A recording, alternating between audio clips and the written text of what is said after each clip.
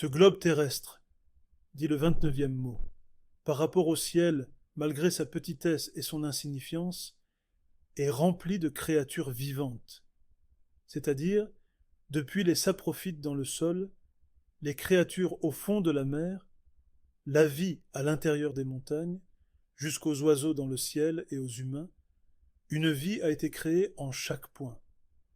Il est rempli de végétation, d'insectes, de mouches. Bref, de vie. Et de manière perpétuelle, tous récitent les noms de Dieu Tout-Puissant par le langage de leur disposition et le langage de la parole. Il est dit que ces immenses étoiles, soleils, lunes, planètes, nébuleuses et galaxies dans le ciel, dans le monde visible actuel, ne peuvent certainement pas être laissés à l'abandon. Ils ne restent pas oisifs, inactifs ou inutilisés. Il n'y a pas de gaspillage. Allah est exempt de tout gaspillage. Il y a des habitants qui leur conviennent.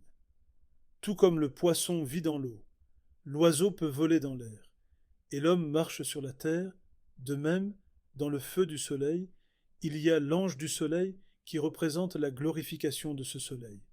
Ils sont des êtres spirituels et des anges. Ces astres sont leurs mosquées, leurs avions.